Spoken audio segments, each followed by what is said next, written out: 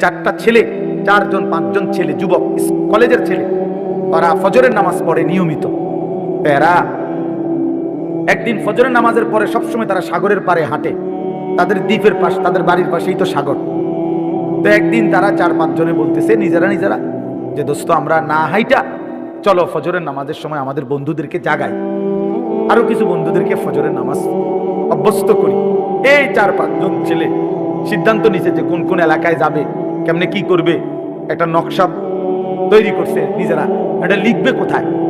তারা নিজেরা আমার বলতেছে, কৌজুর কাগজ পাচ্ছিলাম না তখন সকালবেলা ফজরের পর, তারপরে সাগরের পারে একটা সিগারেটের প্যাকেট নিয়া, সিগারেটের প্যাকেট উল্টাইয়া, ওই জায়গাটা তো সাদা, বুঝেন নাই, ওইখানে আমরা আমাদের পরিকল্পনাটা লিখছি। লিখা এরপরে আমরা পরের দিন থেকে কাজ করছি।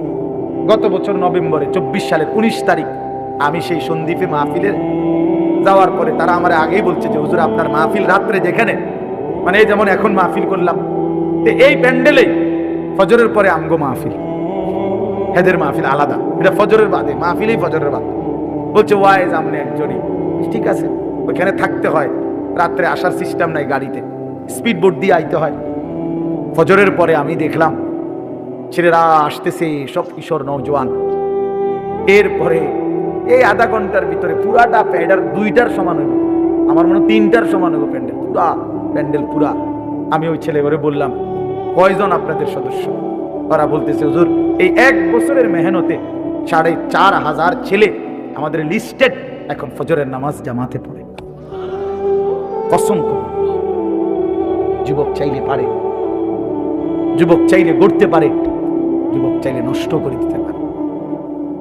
নবীজির একজন 16 বছরের সাহাবী হযরত আবু বকর সিদ্দিকের আমলে যায়েদ ইবনে সাবিত, ওনাকে তিনি বলছিলেন কোরআন সংকলন করতে, কোরআন একত্র করতে। তো তিনি জিজ্ঞেস করছিলেন পারবানি এটা? তিনি বলছেন আমি চাইলে, আপনি বললে আমি পাহাড় কাইটা আরেক জায়গায় স্তূপ দিতে পারবো। পারতাম না কেন? নওজোয়ান পারবে না তো পারবে কে? এই জন্য প্রিয় নওজোয়ান, তোমাদেরকে বলি ভাইয়া, যারা এই মাহফিল সাজাইছো ভাই, তোমাদের কাছেও যুবক ভাই অনুরোধ, ফিকির করা দরকার। গতানুগতিক শুধু একটা মাহফিল না, এখানেই যেন শেষ হয়ে না যায়। তুমি আবার ভাবো, তোমরা নওজোয়ানরা, এই সমাজের মানুষ, আমাদের ছেলেদেরকে, কিশোরদেরকে নামাজি বানানোর জন্য আর কি করা যায়, আরো পদক্ষেপ নাও। কিভাবে ফজরের নামাজ একে অপরকে ডাকা যায়, চেষ্টা করলে বুদ্ধি বের হবে, একসাথে বসলে বুদ্ধি বের হবে। আরো কিভাবে মানুষের সমাজের কল্যাণ 2 ভাবে হয়। এক হলো মানুষকে অন্ন, বস্ত্র, বাসস্থান, চিকিৎসা, শিক্ষা, সামগ্রী, বিভিন্ন পণ্য, এগুলো